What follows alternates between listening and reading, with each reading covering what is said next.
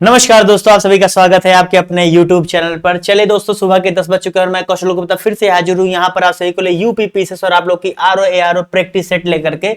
देखिए भैया, मैंने आप लोगों से कहा हुआ है कि आपके पेपर होने तक डेली सुबह 10 बजे आप लोगों को प्रैक्टिस सेट की क्लास मिलनी है तो मिलनी है। इसके साथ ही साथ मैंने आप लोगों से कहा हुआ है कि शाम को 6 बजे आप लोगों के लिए यहाँ पर जरूरी क्लासेस जो आपके सब्जेक्ट वाइज होंगे मिलेंगे तो मिलेंगे।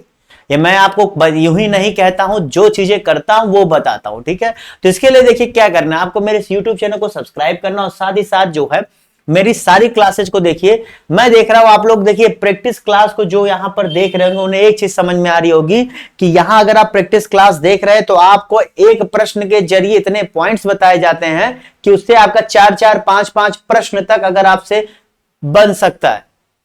तो यानी कि अगर यहां पर मैं 30 प्रश्न पढ़ा रहा हूं तो उसे 30 प्रश्न मत समझिए, वो कम से कम आपके 100 प्रश्नों का जो है यहां पर आपको जवाब मिलता है, क्योंकि मैं एक चीज के साथ कई चीजों को कवर करता हूं। क्योंकि हम कोई यहां पर वनडे एग्जाम नहीं देने जा रहे हैं, हम लोग जिस चीज की तैयारी कर रहे हैं। इस बार आपको आरओ 2023 का जो पेपर आया था, अगर आप लोगों ने उस पेपर को ध्यान से देखा होता ना दोस्तों, तो उस पेपर को देख के ही समझ जाते कि अब वो बात नहीं रही कि यारो ऐसे टहलते घूमते चले जाएं और जो है देखा चले। बहुत ही अच्छा पेपर आया था, बहुत ही शानदार पेपर था, ठीक है। तो इसीलिए कह रहा हूं ध्यान से पढ़ो, प्रैक्टिस सेट करते रहो। इसीलिए हर तरह के प्रश्न कराता हूं, डिटेल में बताता हूं, चीजों को दिखाता हूं। अब तो मेरी कोशिश होगी कि मैप को और उससे संबंधित जो चित्र हो, जो चीजें हो, वो मैं आपको इसमें इंक्लूड करूं। शायद आज से ही आपको देखने को मिले, ठीक है। तो चलिए इसी के साथ आज की क्लास को शुरू करते हैं। आप सभी को यहाँ पर वेरी वेरी गुड मॉर्निंग। ये रहा पहला प्रश्न, सहकारिता क्षेत्र में भारत का सबसे बड़ा उर्वरक कारखाना स्थित है। देखिए सहकारिता क्षेत्र की बात कर रहा है, तो बताइए इसका सही जवाब क्या होगा। सहकारिता क्षेत्र की, सहकारिता को अंग्रेजी में क्या कहते हैं? कोऑपरेटिव, ठीक है भैया, कोऑपरेटिव कहते हैं। ये चीज आप लोग जाने रहिएगा। चलो ठीक है, अब बताओ यहां पर क्या होगा। तो देखो यहां पर सबसे बड़ा की अगर बात करोगे दोस्तों, तो सबसे बड़ा यहां पर क्या है? यहां पर सबसे बड़ा अगर कोई है तो उसका सही जवाब क्या है? जी भैया, फूलपुर वाला क्या है आपका? उत्तर प्रदेश में। दरअसल ये प्लांट जो इफको के द्वारा स्थापित किया गया था। इफको का फुल फॉर्म क्या होता है, नहीं पता है? चलो, इसे 1980 में, कब भैया? 1980 में इसे स्थापित किया गया था। और इसको क्यों स्थापित किया गया था? कि जिससे जो है क्या हो सके, जिससे यूरिया जो उत्पादन होता है वो यहां पर लोकल स्तर पर उत्पादन हो सके और साथ ही साथ आसपास के किसानों को मिल सके। क्योंकि आपको पता है कि जो आपका उत्तर प्रदेश है, यहां पर जो है किसान संबंधित लोग बहुत ज्यादा है। तो इसलिए चीजों को प्लांट उस बेसिस पे लगाया जाता है। आप लोग बेसिक चीज पढ़े होंगे कि जहां पर वो आपूर्ति कर सके, जहां पर उसे कच्चा माल मिल सके, कई चीजों को ध्यान में रखकर जो है किसी प्लांट को स्थापित किया जाता है, ठीक है। अब देखो इफको की स्थापना कब हुई थी? 1967 में, ठीक है, 1967 में। और इस प्लांट की स्थापना 1980 में हुई थी। फूलपुर कहां है आपके? उत्तर प्रदेश में। उत्तर प्रदेश में कहां? चलो भैया, अब इतना आप लोग को नहीं पता तो फिर मैं क्या बताऊं, ठीक है। चलो अगले प्रश्न की तरफ बढ़ते हैं। अगला प्रश्न है, जापान के निम्नलिखित 4 द्वीपों का उत्तर से दक्षिण अनुक्रम। चलो ये प्रश्न बहुत पूछा जाता है, इससे मैं क्या ही बताऊं। ये प्रश्न तो इतना पूछा जाता है कि आप लोगों को यहां पर भूल के भी गलती नहीं होनी चाहिए, ठीक है। बताइए इसका सही जवाब क्या होगा, बताइए। तो देखो यहाँ पर इन्होंने क्या सी जवाब दिया, इसीलिए मैं यहाँ खड़े खड़े मैंने कहा देखो सी होगा। क्यों? देखो इसे आप लोग जो है इसे मैं पता है कैसे याद किया था, अगर मुझसे पूछोगे। मैं इसे जापानीज लैंग्वेज में याद किया था। क्या? हो हॉन्सी क्यों, हो हॉन्सी क्यों, मतलब मैंने कुछ इसका शॉर्ट फॉर्म नहीं बनाया था। मैंने कहा था हो हॉन्सी क्यों, क्योंकि देखो आप अगर ध्यान से देखोगे तो यहां पर क्या आ रहा है? हो से होकैडो, होन से होन्सु, सी से क्या? सिकोकू, क्यू से क्यूसु, हॉन्सी क्यों। भैया मुझे ऐसे याद हो गया था, मैंने इसीलिए इसे कर लिया था। मैंने कहा आपको बता दो, अगर आप कुछ और तरीका जानते तो भी मोस्ट वेलकम है। ऐसे कोई बात नहीं है कि मेरी बताई चीजें सही है। कुल मिला के आपको प्रश्न सही होना चाहिए, आपका गलत नहीं होना चाहिए, और अधिकारी बन करके घर पे जो है बाजा बजवाना है, ठीक है, समझ के। चलो अगले प्रश्न की तरफ बढ़ते हैं। कांगड़ी जो हाल ही में खबरों में रहा और निम्नलिखित में से किससे संबंधित है, बताइए। चलिए यहां पर बताइए, यहां पर 4 ऑप्शन दिए गए, जवाब दे इसका सही जवाब क्या होगा। तो देखो भैया, जितने लोगों ने यहां पर इसका सही जवाब क्या दिया, जितने लोगों ने यहां पर क्या, मिट्टी के बर्तन हीटर। दरअसल आप इसको देखिएगा, ये दरअसल आपके कश्मीर में क्या होता है, इस बच्चों को देखिए, ठीक है, इन्हें देखिए ध्यान से। इन्हें देखिए जो कपड़ा पहने से फेरान कहते हैं, ठीक है, जो इन्होंने कपड़ा पहने, कश्मीर में कपड़े पहनते हैं, और जिन्होंने हाथ में पकड़ा हुआ एक कांगड़ी है, ये क्या होता है, ये बहुत बड़ा नहीं होता है, ये बाहर आप देख रहे हैं ऐसे जाली नुमा होता है, ठीक है, ध्यान से दिख रहा है ना, और इसी के अंदर जो है मिट्टी के जो है होते हैं, और उसके ऊपर ध्यान से देखिए, ये वाला चित्र देखिए, ठीक है, इसके ये वाला ध्यान से देख लीजिए, ठीक है, दिख रहा है, चलो उम्मीद करता हूं खुल जाए, हाँ देखो इधर आ गया। अब देखो यहां पर एक कोयला जल रहा है, यहां पर कुछ गर्म से जल रहा है, इसे पता है, ये लोग यही कपड़ों के अंदर रख लेते हैं, ठीक है, और उससे जैसे जब बहुत ज्यादा ठंडी होती है, आपको पता है कश्मीर में, तो उससे अंदर रख लेते हैं और इनकी बदन को ये गर्म करता है। अब आप सोचो कि जो ये साथ में लेकर के चलते हैं, ठीक है, अब बहुत बड़ा नहीं होता है, छोटे में ही होता है, ठीक है, बहुत बड़ा नहीं होता है। आप अगर फोटो को सही से देख पा रहे हो तो बहुत बड़ा आपको नहीं दिख रहा होगा, ठीक है, समझ गए, कहा ना, आप चीजें वो भी मैं ऐड कर दे रहा हूं जिससे आप लोग को दिक्कत ना हो, ठीक है। तो ये भैया क्या, ये कश्मीर में जो है होता है, कश्मीरी लोग जो अपना फेरान कपड़ा पहनते हैं उसी के अंदर रखते हैं, और कांगड़ी इसी संबंधित होता है, ठीक है, समझ के। चलो अगले प्रश्न की तरफ बढ़ते हैं। जो जानवर अब विलुप्त हो चुके हैं और निम्नलिखित में से कौन सा सही है, सही उत्तर बताओ, इनमें से कौन कौन से चारों में से विलुप्त हो चुके हैं, जवाब दीजिए, चलिए बताइए, इन चारों में से कौन कौन से विलुप्त हो चुके हैं। तो जितने लोगों ने यहां पर इसका सही जवाब क्या दिया, जितने लोगों ने यहां पर इसका सही जवाब दिया, देखो भैया, अगर अब मैं आपसे पूछूं यहां पर इसका सही जवाब क्या होगा, तो पहला छोड़ करके बाकी सारे विलुप्त हो चुके, यानी क्या, दूसरा, तीसरा, चौथा। देखिए जो आपका सुमात्रन हाथी है, ये इंडेंजर्ड लिस्ट में आ गया है। देखिए ये बता रहा है कौन सा एक्सटिंक्ट हो चुके हैं, एक्सटिंक्ट नहीं, यहां पर दरअसल आपका जो सुमात्रन हाथी ये इंडेंजर्ड की कैटेगरी में आ चुका है, ठीक है, अभी ये जो है उस कैटेगरी में पहुंच रहा है जहां कुछ समय बाद क्या एक्सटिंक्ट हो जाएगा। देखिए हो क्या रहा है कि सुमात्रन हाथी जो आपके इंडोनेशिया के सुमात्रा द्वीप पे पाए जाते हैं, हुआ क्या कि वहां पर पेड़ों की कटाई बहुत ज्यादा हुई, दरअसल वहां के पेड़ से जो है पल्प, जो आपके कागज उत्पादन के लिए पल्प की जरूरत पड़ती है, उनका बहुत उपयोग होने लगा, अब वही उनका हैबिटेट था। तो उनके जब आप किसी के रहने के घर के जगह को आप जब नुकसान पहुंचाओगे तो ऑब्वियसली सी बात है नुकसान तो आपको भी तो होगा, मतलब उनकी जनसंख्या घटेगी, और देखो एक साइकिल होता है, घटेगा। और ये काफी यहाँ के जो हाथी होते हैं काफी मजबूत भी होते हैं, ठीक है। बाली बाघ ये तो बहुत पहले हो चुके हैं। देखिए अगर मैं इन चारों का बताऊं, इन दोनों तीनों का, तो देखो बाली बाघ के बारे में अगर बताऊं भैया, तो बाली बाघ आपको पता है ये आपका करीब करीब जो है 1950 में ही जो है ये करीब करीब एक्सटिंक्ट हो चुका है, और 2008 में जो है इसे IUCN ने अपनी लिस्ट में ऐड किया था कि ये एक्सटिंक्ट हो चुका है। दरअसल इतनी जल्दी IUCN जो होती है पूरे वर्ल्ड की, ये पूरा डाटा जो रेड लिस्ट बनाती है, इतना जल्दी नहीं ऐड करती है, टाइम लेती है कि वहां पर क्या हो रहा है, क्या उत्पन्न हो सकते हैं क्या नहीं। जैसे कई जगहों पर क्या हुआ है, अपने आप प्रोजेक्ट टाइगर चला दिया गया, टाइगर आ गया, वरना टाइगर भी हमारे यहाँ इंडेंजर्ड कैटेगरी में पहुंच गए थे, धीरे धीरे खत्म हो रहे थे। तो ये सारी चीजें होती है, इसलिए बहुत धीरे से किया जाता है, बहुत तेज प्रोसेस नहीं होता। 2008 में शामिल किया गया। और ये जापानी समुद्र शेर, तो ये जापान के थे, ये बहुत पहले ही खत्म हो चुके हैं। सीरियाई जंगल हाथी, जी भैया ये वहां से तो विलुप्त हो चुके हैं बहुत पहले ही, ठीक है, ये लोग बहुत पहले हो चुके हैं ये दोनों, ठीक है। चलो अगले प्रश्न की तरफ बढ़ते हैं। अगला प्रश्न यहाँ लौ अयस्क क्षेत्र है, यहाँ पर जो है सूची राज्य है, बताए इसका सही जवाब क्या होगा, ठीक है। 1 मिनट थोड़ा सा आप लोग जवाब दीजिए, तब तक बताए इसका सही जवाब क्या होगा, इसका सही जवाब क्या होगा, जवाब दीजिए, ठीक है। हाँ सही है, चलो इसका सही जवाब क्या होगा बताइए। बीच में शायद कुछ बंद हुआ था क्या, सब चीज अच्छा था ना। चलिए बताइए इसका सही जवाब क्या होगा। तो बादाम पहाड़ पूछ रहा है, डाली राजहरा पूछ रहा है, कुद्रेमुख पूछ रहा है, नोवा मुंडी पूछ रहा है, इन चारों का बताओ संबंध कहां से है, जवाब दीजिए भैया। तो देखो भैया जो आपका बादम पहाड़ है, बादम पहाड़ आपका कहां पर है, देखो यहां पर जो है ना बहुत अच्छे क्वालिटी का हेमेटाइट ओर पाया जाता है। हेमेटाइट बादाम पहाड़ में, हेमेटाइट क्या होता है, दरअसल जो आपका आयरन ओर होता है उसी में जो सबसे अच्छे क्वालिटी का होता है वही हेमेटाइट। तो ये आपका जो है बादाम पहाड़ जो आपका है, जो आपके किस राज्य में स्थित है, बादाम पहाड़ भैया आपके कहां पर स्थित है। जितने लोगों ने यहां पर इसका सही जवाब क्या दिया है ओडिशा में, ठीक है, समझ गए। उसके बाद देखो डाली राजहरा, अगर आप डॉली राजहरा देख रहे हो तो यहां से जो आयरन ओर निकलता है यही आपके भिलाई स्टील प्लांट में जाता है। कहां पर भैया, भिलाई स्टील प्लांट में डाली राजहरा से जाता है। और ये कहां होता है भैया, छत्तीसगढ़ में, ठीक है, क्योंकि भिलाई मैंने बता दिया आपको, इससे पता हो जाना चाहिए था। कुद्रेमुख, अगर मैं कुद्रेमुख की बात करूं तो ये भैया कहां, ये आपके कर्नाटक में स्थित है। कहां पर भैया, कर्नाटक में स्थित है, ठीक है। और ये जो है विश्व के सबसे बड़े आयरन अयस्कों को, मतलब क्या था, लौह अयस्कों के एक जगह जो डिपॉजिट है उनमें से एक था। अभी तो खैर ये बंद हो चुका है, ये आज के डेट में बंद है, क्योंकि यहाँ पर सुप्रीम कोर्ट ने कुछ रूल आया था, उन्होंने पूरी तरीके से कुद्रेमुख के आसपास सभी जगहों को क्या खनन पर रोक लगा दिया था। अब आपका बचा नोवा मुंडी, जो आपका झारखंड में है। देखो नोवा मुंडी पूरी तरीके से टाटा स्टील पावर ने अपने अंडर में ले लिया, ठीक है। और यहां से भी हेमेटाइट और अच्छे खासे मात्रा में पाए जाते हैं, ठीक है। जो हेमेटाइट मैंने बताया, बेसिकली हेमेटाइट में क्या होता है ना, इसमें 70% आयरन ओर यानी क्या लौह अयस्क पाए जाते हैं, इसे बहुत अच्छे क्वालिटी का माना जाता है। तो यहाँ पे जितने लोगों ने क्या सी जवाब दिया वो सही कर लो।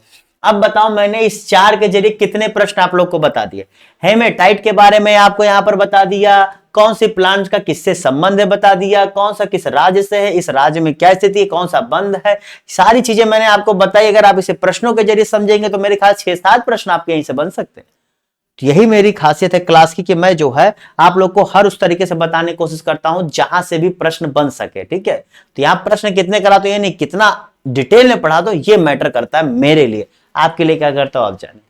अगला प्रश्न है, किसी भौगोलिक क्षेत्र में दिए गए वर्ष के दौरान प्रति 1000, जी भैया प्रति 1000 जीवित जन्मों में से 1 वर्ष से कम आयु में होने वाली मौतों की संख्या को किस रूप में जाना जाता है। चलो इससे आसान सा प्रश्न कुछ हो सकता है, भला आप बताओ, इससे आसान सा प्रश्न कुछ हो सकता है तो मुझे बताना। तो जितने लोगों ने यहां पर इसका सही जवाब क्या दिया, जी भैया जितने लोगों ने यहां पर इसका सही जवाब क्या दिया है, शिशु मृत्यु दर, जितने ने क्या डी जवाब दिया है, क्या शिशु मृत्यु दर जवाब दिया है, वो सही कर ले। आपको पता है इसी शिशु मृत्यु दर को कम करने के लिए सरकार कई तरह की योजनाएं चलाती हैं। उसके लिए जब क्या कहते हैं, माता जब प्रेग्नेंट होने से लेकर के उसके जन्म देने तक के समय में आंगनबाड़ी के द्वारा कार्यक्रम चलाए जाते हैं। अब तो जो है नगद पैसे भी दिए जाते हैं, तो कई सारी चीजें यहाँ पर की जाती हैं, ठीक है। अगले प्रश्न की तरफ बढ़ते हैं। यहाँ पर अभी कथन दिया गया, यहां पर कारण दिया गया, बताए इसका सही जवाब क्या होगा। देखिए यहां पर ईस्ट इंडिया एसोसिएशन के बारे में मैंने आप लोगों को इसी क्लास में बताया हुआ था, सारी चीजें बताई हुई थी।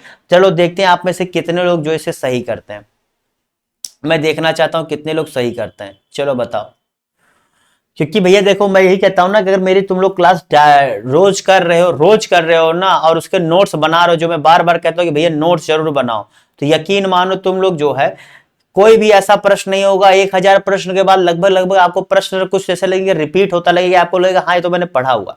तो जिन्होंने क्या सी जवाब दिया वो सही कर ले। जी भैया दोनों कथन सही है, इसको बनाया ही था दादा भाई नौरोजी ने कि हम ब्रिटिश जनमानस को भी बता सके कि यहां पर जो ब्रिटिश शासन कर रहे हैं इंडिया में वो किस प्रकार से जो है हम पर अत्याचार कर रहे हैं, क्योंकि ब्रिटेन हमसे आज की डेट में 100 साल आ गए, इससे तो आप इनकार नहीं कर सकते। तो जैसे हम लोग को आज हमारे देश के द्वारा कोई बुरा करता है कहीं पर तो शर्मिंदगी महसूस होती है, कोई अच्छा करता है तो गर्व महसूस होता है, तो ऐसे वहां के भी समाज को जो है इस हिसाब से चीजें लग रही थी, ठीक है, समझ गए। चलो अगले प्रश्न की तरफ बढ़ते हैं। भारत का लौह अयस्क भंडार जिनमें इनमें से किस सेल समूह का जो है संबंधित है। बहुत ही वन लाइनर क्वेश्चन है ये, मैं ऐसे कहूंगा कि ये इजी क्वेश्चन हो चुका है आज के डेट में। ये सब अगर गलत करोगे तो फिर छोड़ दो, पढ़ाई छोड़ दो, ठीक है, क्योंकि अगर ये बेसिक प्रश्न भी नहीं कर पा रहे हो तो कैसे ही तुम जो है अधिकारी बनने की सोच रहे हो। तो जितने लोगों ने यहां पर इसका सही जवाब क्या दिया है, धारवाड़। देखिए भैया आपका धारवाड़ कहां कहां है, आपका जैसे तमिलनाडु ले लीजिए, झारखंड ले लीजिए, छोटा नागपुर प्लेटू ले लीजिए, आपका मेघालय ले लीजिए, उसके बाद क्या है कर्नाटक हो गया, यहां से आप देखेंगे तो धारवाड़ सेल समूह पाया जाता है, क्योंकि ये जो है सबसे पुराना मेटामॉर्फिक रॉक्स का, मेटामॉर्फिक क्या होता है, जो समय के साथ अपना क्या है प्रेशर की वजह से, टेम्परेचर की वजह से अपना क्या परिवर्तन की, उसे मेटामॉर्फिक कहते हैं, रूपांतरित चट्टान कहते हैं। तो उन्हीं का एक प्रकार है और ये सबसे पुराने में से एक है जहां पर लौह अयस्क और क्या कहते हैं सोना और काफी चीजों का अच्छा खासा भंडार पाया जाता है, ठीक है, क्योंकि आपको पता है कोयला होगा, लोहा होगा, वहां सोना मिलेगा ही, उससे और अच्छा होगा हीरा मिलेगा, तांबा मिलेगा, काफी चीजें मिलती होंगी, वो यही सबसे संबंधित है, ठीक है, क्लियर। अगले प्रश्न की तरफ बढ़ा जाए, बताइए अगले प्रश्न की तरफ बढ़ते हैं।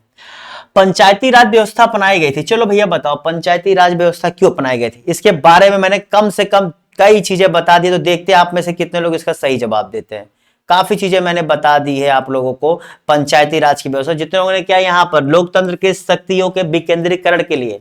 दरअसल देखिए इसे अगर आप सरकारों के हिसाब से देखेंगे तो इसका प्रमुख लक्ष्य यही था। दरअसल हमारा जो डीपीएसपी है, यानी कि जो राज्यों के बारे में बताता है, उसमें यही कहा गया था कि उसमें भी ये था कि जो राज्यों को, मतलब जो गांव स्तर पर भी उनको अपना अधिकार मिले शासन करने का, तो वो जो है इसी संविधान के क्या नाम है, इसी 72वें संविधान संशोधन द्वारा जो है ऐड किया गया था। ठीक है, समझ रहे हो। चलो अगले प्रश्न की तरफ बढ़ते हैं।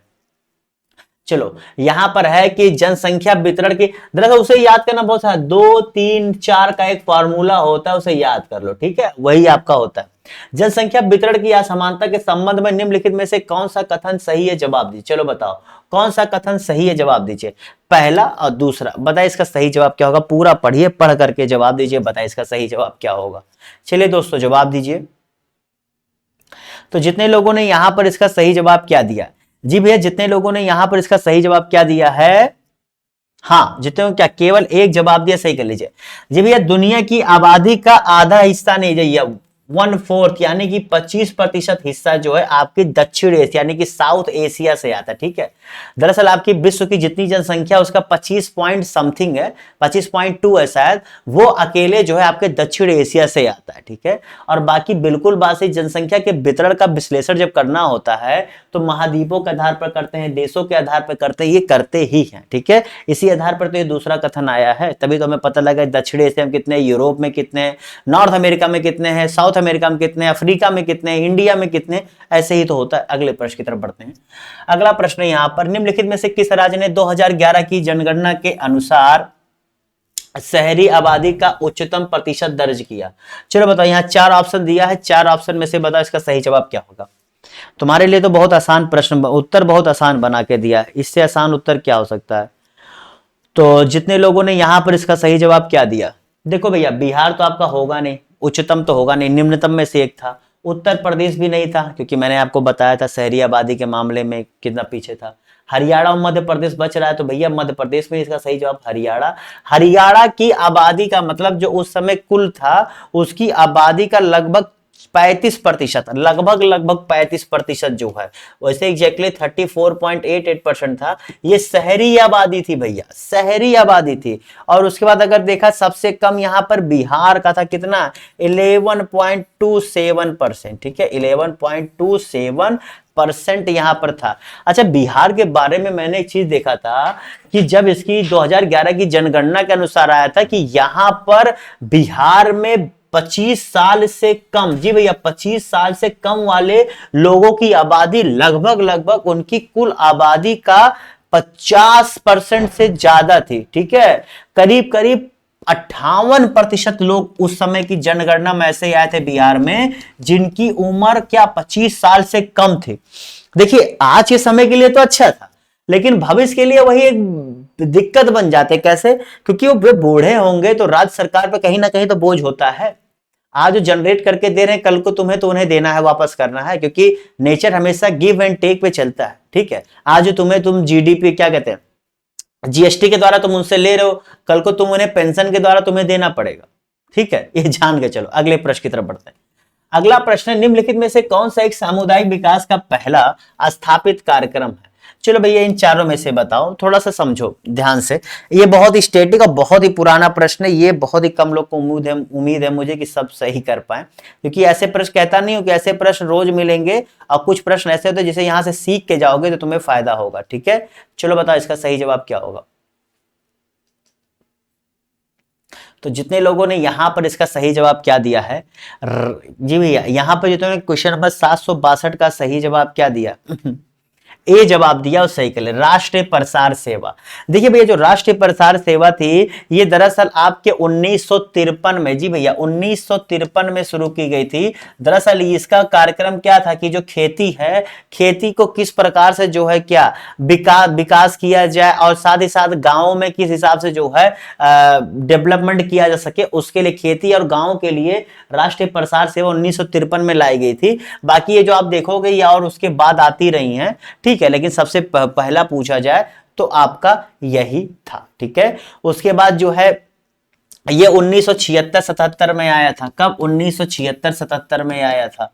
इसका भी क्या था कि ग्रामीणों को सीधा लाभ पहुंचाने के लिए, जैसे सबसे पहला पूछ रहा है, इसीलिए यहां पर ए जवाब है। ठीक है, सहकारिता, आप जान रहे कि सहकारिता आंदोलन बहुत पुराने से चल रहा है, लेकिन इसको एग्जैक्टली जो है आप पता है कि संविधान में 97 संविधान संशोधन द्वारा 2011 में, कब 97 संविधान संशोधन द्वारा 2011 में इसे आपको पता है कॉन्स्टिट्यूशन में जगह दी गई थी, और भाग जो है 9(11)(b) जो है यहां पर इसी को जो है रखा गया था, जो आपके नगर पालिका के बाद जो है एक बना करके इसे जगह दी गई थी। ठीक है, और आपके साथ ही साथ नगर इसके क्या आपके डीपीएसपी में 43(b) में जो है इसके बारे में जिक्र मिलता है। साथ ही साथ आपके आर्टिकल 19 के 1 के सी में इसका जिक्र मिलता है। ठीक है, तो ऐसा इंपॉर्टेंट पॉइंट है, सहकारिता के बारे में आपको पता होने चाहिए, यानी क्या मूल अधिकार हो, चाहे डीपीएसपी हो, और या फिर जो है इसे संविधान में स्पेशली 11(b) के जरिए जोड़ा गया है, ये सारी चीजें आपको पता होनी चाहिए। और टी तो आप जानते हैं, अरे ये क्या खुल गया,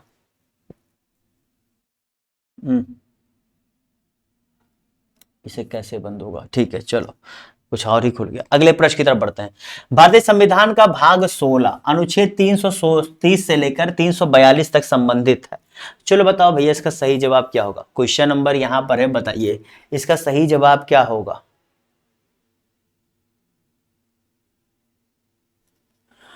तो चलो भैया जितने लोगों ने यहां पर इसका सही जवाब क्या दिया,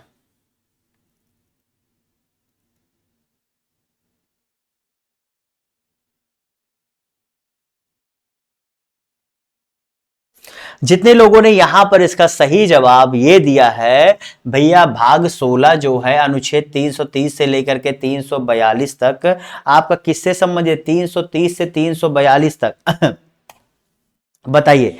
तो जितने लोगों ने यहां पर इसका सही जवाब क्या दिया, एक मिनट यार, जितने लोगों ने यहां पर इसका सही जवाब दिया है क्या, डी, जितने ने क्या डी जवाब दिया है वो सही कर ले। ठीक है, आज एक दिक्कत हो जा रही पता नहीं क्यों, चलो हाँ, जितने लोगों ने क्या यहाँ पर डी जवाब दिया है वो सही कर ले। ठीक है, क्या कि लोकसभा में अनुसूचित जाति जनजाति के आरक्षण तथा आंग्ल भारतीय समुदाय के प्रतिनिधित्व से था। ठीक है, अगले प्रश्न की तरफ बढ़ते हैं। उत्तर प्रदेश सरकार द्वारा प्रस्तुत वित्तीय वर्ष 2023-24 के बजट के अनुसार वर्ष 2021-22 में प्रदेश के सकल राज्य घरेलू उत्पाद में कितने प्रतिशत वृद्धि दर्ज की गई। चलो बताओ कितने प्रतिशत वृद्धि दर्ज की गई है, जवाब दीजिए। देखिए भैया यहाँ पर 2023-24 के बजट के अनुसार वर्ष 2021-22 का पूछ रहा है, ध्यान देना। तो ये सकल एसजीडीपी पूछ रहा है, क्या एसजीडीपी, स्टेट ग्रॉस डेवलपमेंट प्रोडक्ट। ठीक है, बताइए इसका सही जवाब क्या होगा। तो जितने लोगों ने यहां पर इसका सही जवाब क्या दिया है, 16.8%। ठीक है भैया, 2021-22 में जो इस बजट आया था इसके अनुसार कितना हुआ था भैया, 16.8% जो है यहां पर आया था। अगले प्रश्न की तरफ बढ़ते हैं।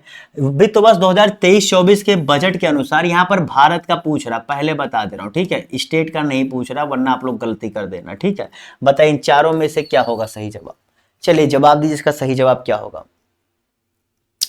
तो भैया देखो इसके अनुसार राजस्व घाटा कितना प्रतिशत था 2023-24 के अनुसार 5.9%। वैसे यहाँ पर 5.8% भी कहीं कहीं मुझे मिलता है, तो 5.8 और 5.9 दोनों मतलब लगभग सही है। ठीक है, लेकिन आप लोग अगर ज्यादा अच्छा होगा कि 5.8 को करेक्ट करें, क्योंकि ऐसे प्रश्नों में पॉइंट मतलब थोड़ा सा जब कम होता है इसे ज्यादा फेवर करता है। मेरे ख्याल से इतना इतना क्लोज में तो शायद ही उम्मीद है दे, हाँ 4.8 कर सकता है, 6.8 इतना दे सकता है। अब पॉइंट में जाकर के इतना वेरिएलिटी मतलब वेरिएशन दे, पॉसिबल नहीं, इतना भी नहीं, यूपीएससी भी इतना नहीं खेलता भैया।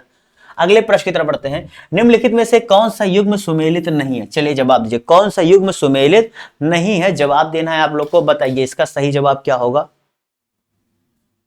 तो जितने लोगों ने यहां पर इसका सही जवाब क्या दिया, जी भैया जितने लोगों ने यहां पर इसका सही जवाब दिया है क्या, डी। देखिए भैया जो तृतीय आंग्ल मैसूर युद्ध था उसमें कौन थे भैया, लॉर्ड हेस्टिंग थे। कौन थे भैया, लॉर्ड हेस्टिंग थे। ठीक है, लॉर्ड हेस्टिंग। ठीक है, अभी कल मैंने आप लोगों को लॉर्ड कैनिंग के बारे में बताया भी था। ठीक है, लॉर्ड हेस्टिंग थे। जो तीसरा आंग्ल मराठा युद्ध आपका जब हुआ था ये भैया कब, 1813 से लेकर के 1823 तक, कब 1813 से लेकर के 1823 तक जो है ये जो है आपके शासन मतलब ये जो है भारत में गवर्नर जनरल थे, शासन क्या ही क्या। ठीक है, चलो अगले प्रश्न की तरफ बढ़ते हैं। अगला प्रश्न है, मरुस्थलीय पौधों की जड़ें लंबी होती हैं क्योंकि। चलो बताओ, बहुत ही अच्छा सा प्रश्न है, जवाब दीजिए। मरुस्थलीय पौधों की जड़ें लंबी होती हैं क्योंकि, बताइए क्यों जड़ें लंबी होती, इसका सही जवाब क्या होगा। तो जितने लोगों ने यहां पर इसका सही जवाब क्या हुआ, वह जड़ें पानी की तलाश में लंबी हो जाती हैं। बिल्कुल बात सही है, जड़ों को क्या होता है, पानी वहीं से आता है, ठीक है, ऑस्मोसिस द्वारा। तो वो क्या होता है, जड़ें और नीचे और गहरी होती जाती है क्योंकि पानी की तलाश होती है। ठीक है, बहुत आसानी सी बात है।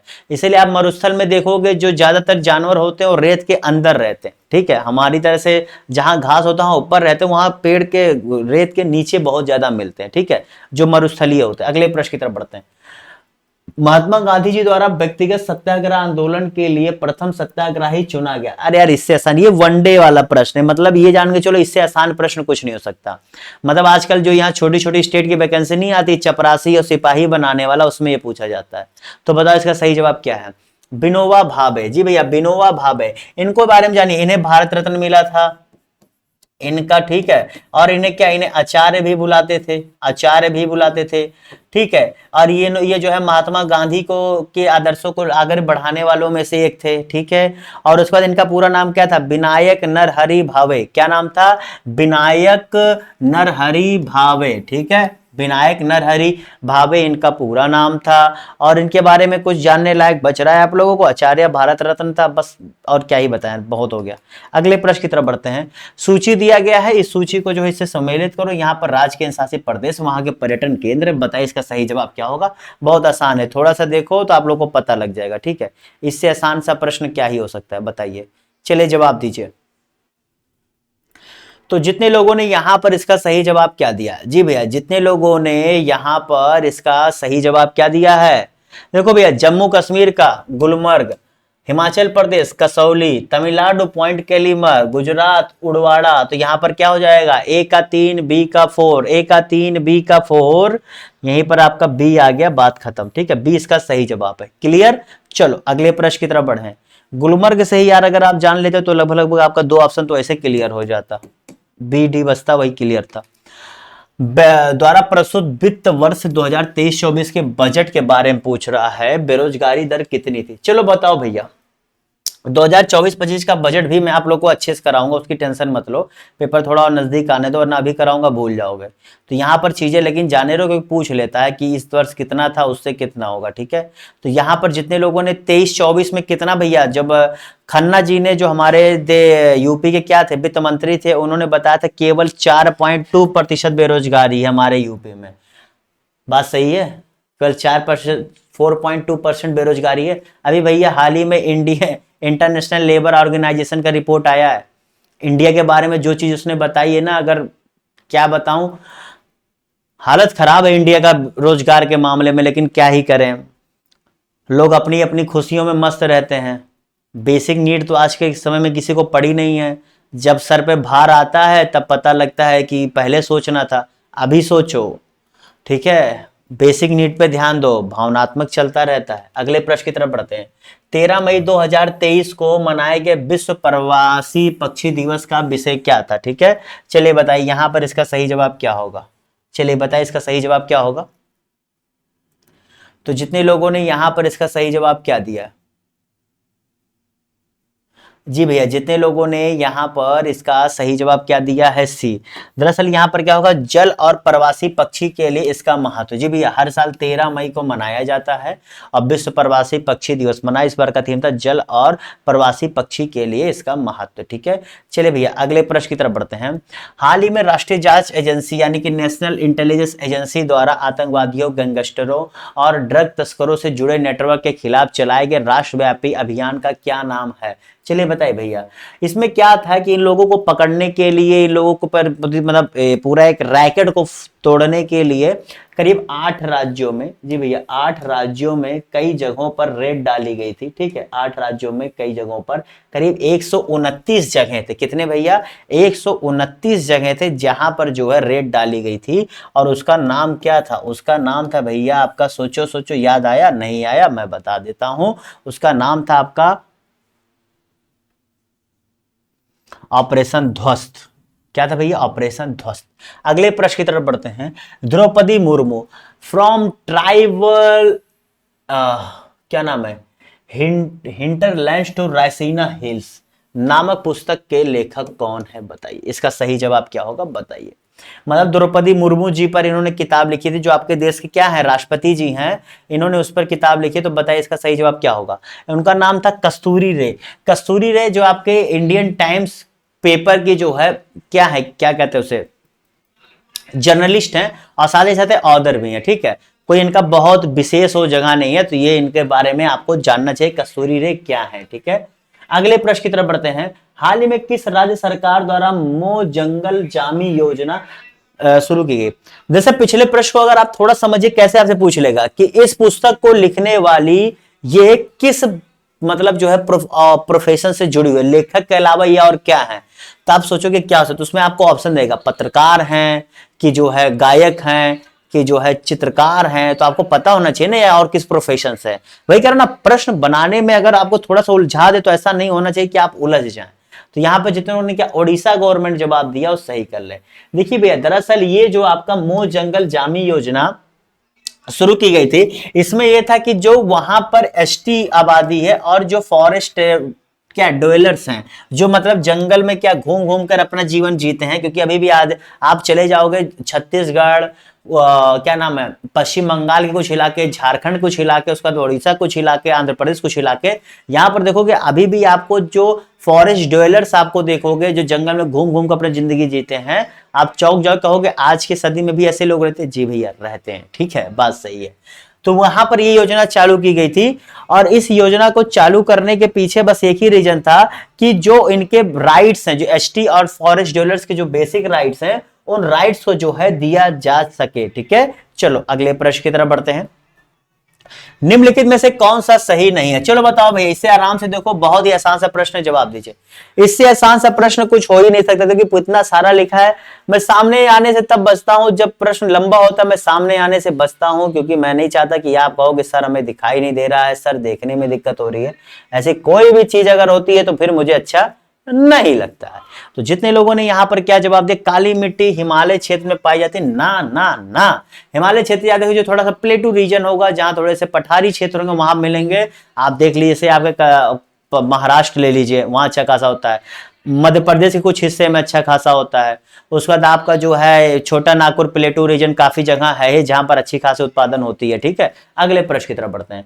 अगला प्रश्न, निम्नलिखित में से कौन सा लॉरेंज वक्र द्वारा मापा जाता है? चलो भैया, ये बेसिक प्रश्न, इससे ज्यादा इसमें पूछता भी नहीं है, बस इसमें ये आपको पता होना चाहिए किस लिए होता है, बस इससे ज्यादा कुछ नहीं पूछता, ठीक है। उसके बाद पूछने का मतलब यूपीएससी की तैयारी करो तो जाओ, उतना दिमाग लगाओ कि कहां से क्या क्या। तो जितने लोगों ने क्या आय की विषमता जवाब दिया वो सही कर ले, ठीक है।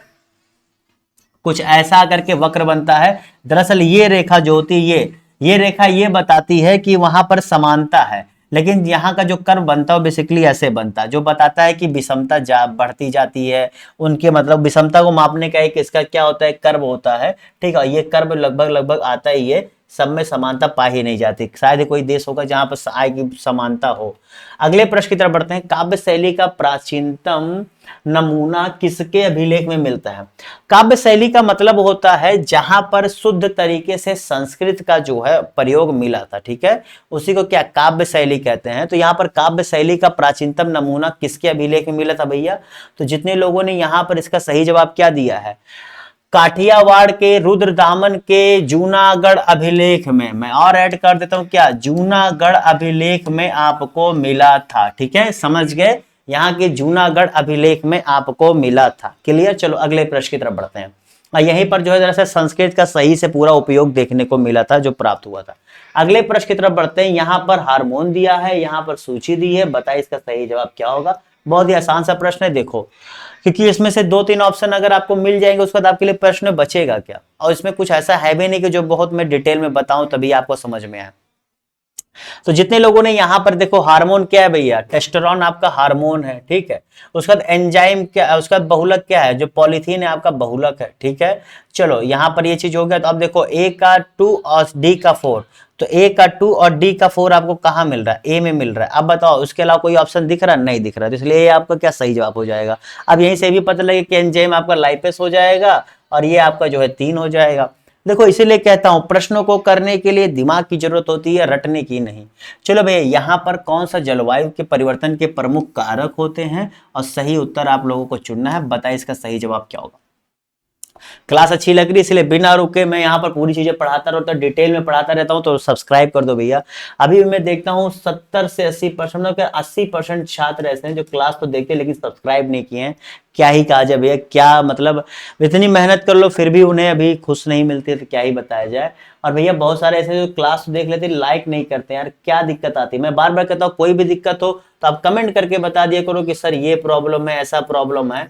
और मैं बार बार कह रहा हूँ यहाँ पर भैया देखो आरओ का पेपर जब से इस बार आया था ना, इस लेवल की तैयारी करके चलनी पड़ेगी, तब आप लोग जो है अपने आप को श्योर मानिएगा, वरना जो अच्छा करके आएगा वो आपको निकल जाएगा। ठीक है चलो, तो जितने लोगों ने यहाँ पर इसकी सही जवाब क्या दिया है, पहला दूसरा चौथा, ये तीसरा नहीं होगा भैया। ये जलवायु परिवर्तन ये तो हेल्पफुल करेगा, जलवायु परिवर्तन नहीं बल्कि जलवायु को स्थिर करने में कि सौर धतकों में वृद्धि। ठीक है अच्छी चीज है। बाकी आपका तेल चलित शौचालयों संख्या, जीवाश्म ईंधन और अत्यधिक वनोन्मूलन, ये सारे पॉइंट्स आपके सही है। ठीक है चलो अगले प्रश्न की तरफ बढ़ते हैं। यह है आज का आपका आखिरी प्रश्न, बताइए इसका सही जवाब क्या होगा। इसी के साथ आज की क्लास को यहां पर समाप्त करेंगे। बताइए इसका सही जवाब क्या होगा। और चलने से पहले भैया यहां पर शाम को 6 बजे क्लास होती है, जो सारी क्लासेस होती है देखिए, और जो इसके पहले की प्रैक्टिस सेट चली आ रही है जो कि आज के क्रम में 24वां क्लास है, तो भैया इससे पहले जो हो रही है, अगर आपके पास समय है आप पढ़ने बैठो तो उन क्लासेस को भी देखो। ठीक है, ऐसा नहीं है कि पुराना हो गया भैया, जो पुराना मैंने पढ़ा है वो भी आपके ही लिए पढ़ा है, इसी पेपर के लिए पढ़ा है, तो उसे भी देखिए। आप जब देखेंगे तो समझेंगे इसे ये क्लास देख रहे हैं ना वैसे ही मिलेगी, उससे कम कुछ नहीं मिलेगा। और एक एक प्रश्न अपने आप में एक एक जो है जानकारी लेकर के आता है। और बार बार मैंने कहा कि शॉर्ट नोट्स बनाना मत भूला करो, और शॉर्ट नोट्स बना करके रिवीजन करना मत भूला करो माय डियर। मैंने कई सारी चीजें आप लोगों से शेयर की हुई। ठीक है, तो चलिए भैया इसका सही यहाँ पर क्या होगा, बहुत ही आसान सा जवाब था, उत्तराखंड में नंदा देवी है। ठीक है, उसके बाद यहाँ पर क्या था, बताओ अनाईमुड़ी कहाँ था भैया। तो जितने लोगों ने यहाँ पर इसका सही जवाब क्या दिया था,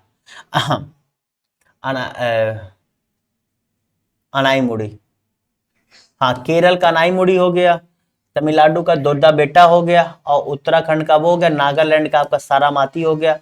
तो यहां पर जितने लोगों ने क्या सी जवाब दिया वो सही कर ले। ठीक है, सी अगर आपका जवाब है तो सही कर ले। तो चलिए दोस्तों के साथ इस क्लास को यहीं समाप्त करते हैं, फिर मिलेंगे आप लोगों से अगली क्लास में। तब तक के लिए good bye, have a good day, bye bye, tata, see you. और चैनल को सब्सक्राइब नहीं किया तो सब्सक्राइब कर दे और लाइक करना ना भूले। और कोई भी सजेशन हो तो मेरे नंबर व्हाट्सएप नंबर पर जरूर आप लोग बोल दिया करें, और साथ ही साथ मेरे चैनल को सब्सक्राइब करना ना भूले। बाय।